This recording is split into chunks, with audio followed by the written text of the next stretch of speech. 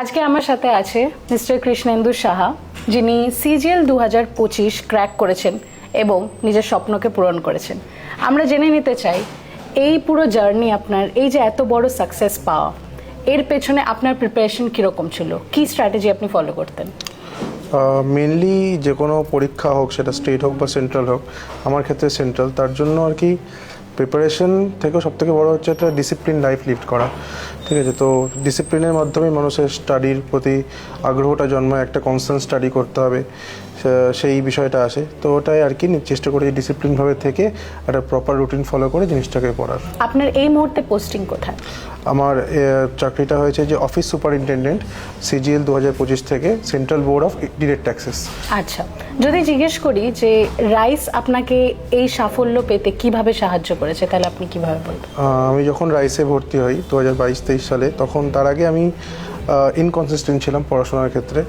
তো রাইসে পড়ার মাধ্যমে আর কি যে কনসিস্টেন্সিটা আমার ওখান থেকে তৈরি হয়, যে এখানকার ডেইলি যে টার্গেট, স্যারদের থেকে যে নোট বা তার মাধ্যমে যে মক টেস্ট বা হোমওয়ার্ক, তার মাধ্যমে আমার মধ্যে একটা কনসিস্টেন্সি তৈরি হয়। তো আমার বলতে গেলে যেটা বলছিলাম ডিসিপ্লিনের শুরুটা আর কি এখান থেকেই হয়েছিল আর কি।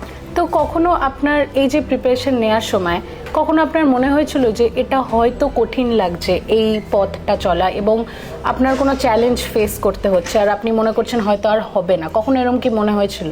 হ্যাঁ, মানে এই সময় এই জিনিসটা তো আসে, একটা অনিশ্চয়তা তো তৈরি হয়ই প্রিপারেশন চলাকালীন। আমি এর আগে আরও একটা চাকরি পেয়েছিলাম এমটিএসের, কিন্তু সে এমটিএস 2022 থেকে, সেটা 6 মাস করার পর আমাকে রিজাইন করতে হয় পোস্টিংয়ের কারণে, আরও নানান কারণে, পার্সোনাল রিজন ছিল।